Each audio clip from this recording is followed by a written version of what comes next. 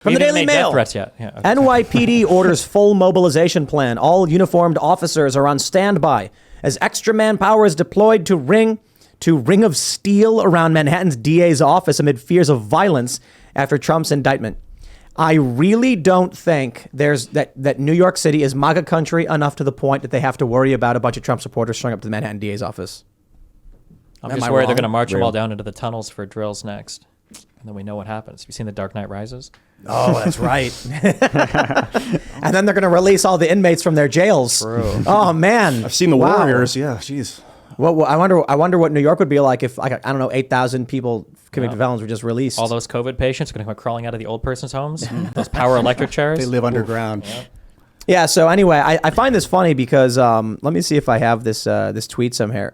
Where is this? I think people are just like so paranoid. They just don't want to risk it. Right? Like January 6th was such a disaster, and it was a disaster at like multiple levels of failing to be ready for what was going to happen. I think for New York, they're probably saying like better safe than sorry, because oh my God, if something got repeated where they weren't ready, it's just going to look so bad on everybody involved. You know? Sure. We have this video coming out of Tennessee where a bunch of leftists stormed the Capitol and fought with police.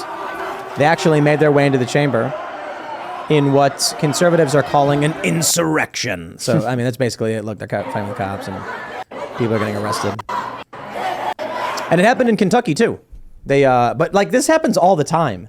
I mean, it's funny. There were numerous protests by the left where they actually were banging on the doors of the Supreme Court or actually went inside to the congressional buildings and shut down legislative sessions. And they were never considered that big of a deal. And even right now, it's like the media's not covering this like it's that big of a deal to shut down your capital. State capitals, I guess, don't matter. I don't know what. Well, it matters, but just how much does it matter? The media is covering it, right? That was a video by the media, right? Yeah, someone posted it. Was Kelsey Gibbs? Yeah, Kelsey Gibbs posted it and then deleted it. Greg Price got a copy of it and reposted it. And then maybe she reposted it again. It looked like it really wasn't super violent. I don't think anyone got hurt. I can't typically tell. What we mean when we say like the news doesn't cover it is that like, sure, local outlets may run the story, but is it getting headline attention? Is it getting primetime attention? Is it? It didn't shut down the authorization of the new president of the United States, which was what January 6th was. They were trying to like slow or stop the counting of the votes to get Biden elected or something like that. So it was like a federal election. That was what made that one such a big deal. Plus, it was high profile. Yeah, it was kind of goaded on by our president. I think it was a big deal too. He did say Donald Trump was involved in setting it up directly. You know, not the violence, when he said but peacefully march to listen to politicians. Yeah, just getting the people in the vicinity. He was part of that. I think it was when he said for months that they were going to steal our election from us and we need to fight like hell to keep it. I think it was more that than the march peacefully thing. But he said march peacefully, and there was a permitted rally at the Capitol. Okay.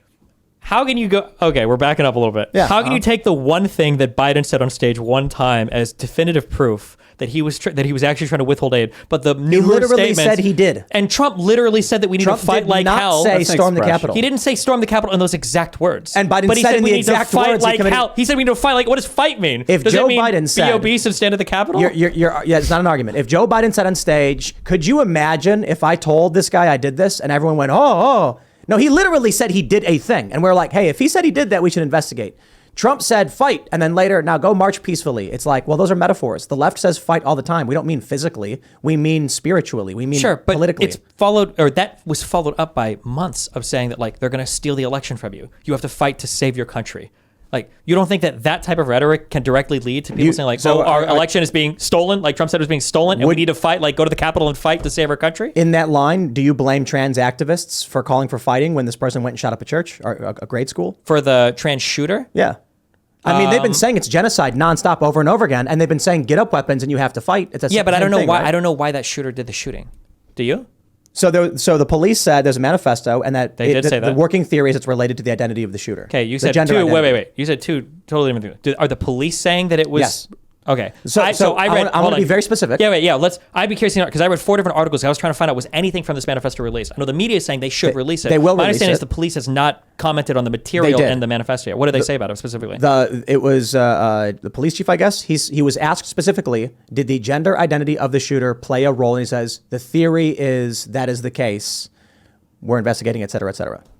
I heard that. That's actually what he said. Okay, I don't know what that means. Like, because it could mean what you're saying. So let's say that in the manifesto, they're saying things like, I've been watching a whole bunch of YouTube commentators like Vosh saying that there is a trans genocide and I need to go and take action to prevent that. Then I would say that's horrible. And people that are saying it, actually, fuck, even if they didn't say that, the people that are saying there's a trans genocide and we need to fight should be held accountable. I think that's a bad thing. If you believe in stochastic terrorism, I think that that's definitely that. But if it's something like where the person is like, oh, like I'm trans and people in my life don't accept me, I'm gonna go shoot up a school, I think that's meaningfully different than inspired by rhetoric from people calling for violence, right? So when we see these protests from far leftists, like at the Capitol, like in Kentucky and Tennessee, do you think the storming of those capitals is the fault of people like Vosh saying you got to take? I don't know if Vosh ever said that. My understanding is the storming of those capitals was for gun reform. Kentucky was trans rights. They were holding up trans rights signs. Was it trans rights? Absolutely. I thought they were doing it in response to the shooting. Sure, but no. Kentucky was that they're banning. I think it was Kentucky, right? They're banning. It might have been in sex changes Kentucky for Tennessee. I think it was for firearms, right? Tennessee was firearms, but it overlapped with that issue. It was primarily a firearms protest. So let's just say Kentucky, the storming of the Capitol there, where they're in the gallery and they're being arrested and they're holding up trans signs. Do you think the suspense of that, the inhibition of that legislative session and the storming of that Capitol is the result, is the fault of leftist activists saying take up arms and go fight? Sure. If somebody is storming buildings, I think they should be held legally accountable. They're trespassing. Yeah. They absolutely should be. And I think that people that are using alarmist rhetoric to get people to go and fight, whether that's Donald Trump or whether that's far left people on YouTube, Did Vosh should do also that? be. He does it all the time. It's one of the things. Yeah, of course. You got to be careful about alarmist rhetoric. Because Hassan does it, but he says only in video games. Well, unless it's an imminent call, like vague calls like, hey, go do this thing, that's not illegal. That's protected First Amendment. But if you say on this day at this time, do this thing, then that's an imminent threat. I understand that's illegal under the First Amendment. The issue that I have is a general alarmist rhetoric. Precedent.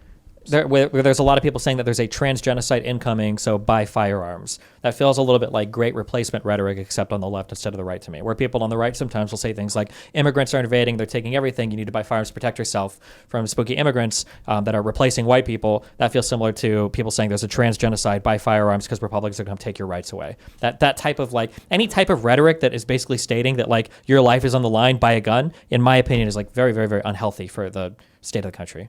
I agree. I don't like the metaphor fight for your rights. It's been around my entire life. You got to fight for your rights. And in the United States, they literally did 250 years ago. Sure. And throughout the ages, they have had to do that. But they have done it literally with weapons. And so the idea that we need to, we got into a fight yesterday. Oh, we mean you're arguing. That's not a real, like, what does fight even mean? I hear Elizabeth Warren say semantics. Come on. Well, I mean, that's what we're talking about, the word fighting. No, absolutely like, if you say go fight for your right, are you really encouraging violence? Okay, fine. But like, typically, every political organization says fight for your rights, and they're not implying physical violence. They're implying a struggle against a political machine to encourage people to vote and to get in politicians and get policy in place. So if someone's on a heavy dose of psychoactives and they hear that and they go fight physically, you got to put it on the person. You got to blame the person that fought, not the person that said go fight. I think we have to have like a more holistic, intelligent view of this. What I would say is you have to look at the totality of rhetoric and you've got to ask, where does it lead? If somebody is saying like, listen, lawmakers are coming for your rights, you guys need to fight for your rights, okay? Like, we got to do that. That's fine, whatever. But if somebody's saying like, you are being eliminated from this country, people are trying to genocide you, they're going to use whatever means possible to take you out, you need to get armed, you need to train, you need to be ready for when these people come to town. Like, that's like, okay, what the fuck? Right, exactly, yes. Right? You have to look at the totality of the rhetoric. It's not just like a one statement. It's like, how is it being presented all together? What we are seeing with these posters like Trans Day of Vengeance, they had pictures of guns on it. It's being accompanied by posters that say, take up your arms, no one is coming to save you. And videos of these activists saying quite literally to beat people. Did you see that one?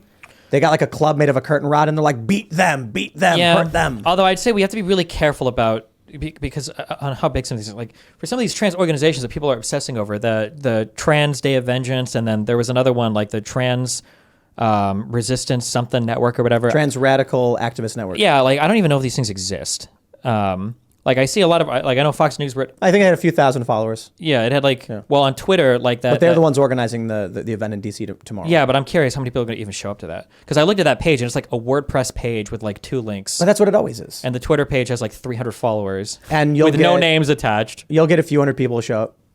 I bet it's a Russian up. Oh yeah, Russia. I mean, honestly, I would not be surprised if it was Russia or China or both. Oh, wait, did they cancel it? Oh, apparently they canceled the April 1st thing. Oh, Fools. really? April Fools. Breaking news brought to you on the Timcast podcast. What was the April 1st thing? The Trans Day of Vengeance. Oh, they canceled it. What a horrible name. I know. Where did you get that from? Where was that news? Instagram. It's private. Here, I'll show it to you. Well, that's good. They did the right thing. I think that was definitely this being is from construed them. as a violent call. So I think that was the right move. The organization says this action is not happening due to credible threat to life and safety. Oh, wow. I think fight for your rights. Okay, vengeance starts to get a little bit weird though. Yes. Revenge. Also, Bad the word outfits. revenge is. I don't like the word revenge. Yeah. Because can you have peaceful revenge? I guess you can. Watching someone fail is like a form of revenge. If you're like me not doing anything. I would say that's an unconventional use of the word though. Yeah, Probably not good. Vengeance. That implies past wrongdoing. I do think it's absolutely insane that after what happened on Monday, the media's response to this was very, very much like, oh, the poor trans community, whereas they typically don't do that for any other mass shooting. They don't. Well, they don't because lament what are the other mass ideology. shootings? Usually like white dudes. Like Yeah, but when they're like poor white people. But no, I mean like even the other trans shooters, right? With like Aberdeen, Colorado Springs, Denver, they didn't come out and say the same thing. It's like this one they did. Which is yeah, like but a I think weird for reaction. I think for this one, there's a pretty big deal about it being a trans person, which I don't think it was necessarily made as big a deal for the past one. So, and then I think that the temperature is up really high right now because apparently Republicans have nothing else to talk about but trans people. So we're like all focused and fixated on trans people right now. So when a shooting happens with a trans I don't think it's person, Republicans. I think it's both Republicans and Democrats. Republicans are obsessed with trans people right now. But Democrats are, putting books like Genderqueer in schools, or I should say schools are putting those in place. Loudoun County, we saw a Republican get elected in Virginia primarily because of what happened in Loudoun County, which is literally 2 seconds. You get in the car, you drive 20 seconds, you're in Loudoun. And it's because these schools, they had sexual assaults. They had these books depicting graphic things for kids. And then when parents wanted something done about it, Democrats called them bigots and ignored the problem. So they turned to Republicans. Republicans embraced it. Yeah, but isn't this like what our school boards are for? Like, don't you go to your school meetings, you say, we don't want this here, and then you talk to the superintendent? Have you watched those meetings? Some of them, but When not, the not all parents of them. go and present the books, they get kicked out or silenced and told they can't speak about it. For really? For all of Absolutely. them? No, I didn't say all of them. Well, because I can imagine it happening at like one or two when meetings. Matt But here's my Walsh issue: is that wanted to sometimes- speak in Yeah. Loudoun County, they changed the rules so that he wasn't allowed to. So he had to rent a basement apartment to be able to speak. Was Matt Walsh a resident of that county? No, and you didn't need to be. Anyone was allowed to speak at these meetings about issues. So when they found out a prominent conservative was coming, they changed the rule to bar him from coming. So he had to become a resident. That was not a rule normally. Thanks for watching this clip from the Timcast IRL podcast. Hang out with us live Monday through Friday at 8 p.m. and become a member over at timcast.com for uncensored, members-only shows exclusive. Thanks for hanging out, and we'll see you all next time.